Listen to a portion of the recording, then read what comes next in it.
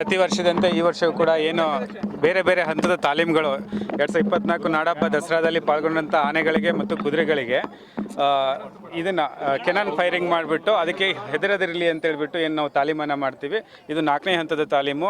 ಇವತ್ತು ಪೊಲೀಸ್ ಇಲಾಖೆ ಮತ್ತು ಅರಣ್ಯ ಇಲಾಖೆ ಎರಡೂ ಜೊತೆಗೂಡಿ ಇವತ್ತು ಕೆನಾನ್ ಫೈರಿಂಗ್ ತಾಲೀಮನ್ನು ನಾವು ಆನೆಗಳಿಗೆ ಮತ್ತು ಕುದುರೆಗಳಿಗೆ ಮಾಡಿಸಿದ್ದೀವಿ. ಸೊ ಇವತ್ತು ಯಾವುದೇ ಆನೆಗಳು ಕೂಡ ನೀವು ನೋಡಿರ್ಬೋದು, ಯಾವುದೂ ಹೆದರಲಿಲ್ಲ. ಸೊ ಸ್ವಲ್ಪ ಇದು ಆಗೋದು ಸಾಮಾನ್ಯ, ಬಟ್ ಅಲರ್ಟ್ ಆಗಿ ಆಮೇಲೆ ನೆಕ್ಸ್ಟ್ 3rd ರೌಂಡಿಗೆ ಬರೋಷ್ಟರಲ್ಲಿ ಎಲ್ಲವೂ ಕೂಡ ಅದಕ್ಕೆ ಹೊಂದ್ಕೊಂಡಿದ್ದಾವೆ. ಇಲ್ಲ, ಯಾವ ಆನೆನೂ ಬೆದರಿಲ್ಲ. ನೀವು ನೋಡಿರ್ಬೋದು ಏಕಲವ್ಯ ಎಷ್ಟು ಆರಾಮಾಗಿ ನಿಂತ್ಕೊಂಡಿದ್ದ ಅಂತೇಳಿ. ಸೊ ಒಂದು ಹೆಜ್ಜೆ ಕೂಡ ಅವನು ಚೇಂಜ್ ಮಾಡಲಿಲ್ಲ. ಹಾಗಾಗಿ ಏಕಲವ್ಯಗೂ ಹೊಸದಾಗಿ ಬಂದಿರೋ ಫಸ್ಟ್ ಟೈಮ್ ಭಾಗಿಯಾದರೂ ಕೂಡ ಅವನು ಯಾವುದೇ ಇದಕ್ಕೆ ಶಬ್ದಕ್ಕೆ ಹೆದರೋದಿಲ್ಲ.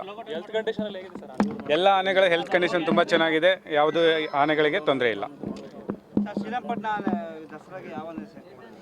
ಶ್ರೀರಂಗಪಟ್ಟಣ ಆನೆ ಇವತ್ತು ಎಲ್ಲರೂ ಇದ್ದೀರಿ, ಅದಕ್ಕೆ ಅನೌನ್ಸ್ ಮಾಡಿಬಿಡ್ತೀವಿ.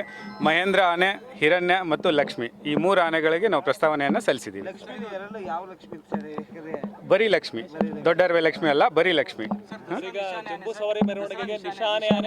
ನಿಶಾನೆ ಆನೆ ಇನ್ನೂ ಸೆಲೆಕ್ಟ್ ಆಗಿಲ್ಲ. ನಿಶಾನೆ ನೌಪತ್ತ ಆನೆನ ತಮಗೆ ತಿಳಿಸ್ತೀನಿ ಮುಂದೆ.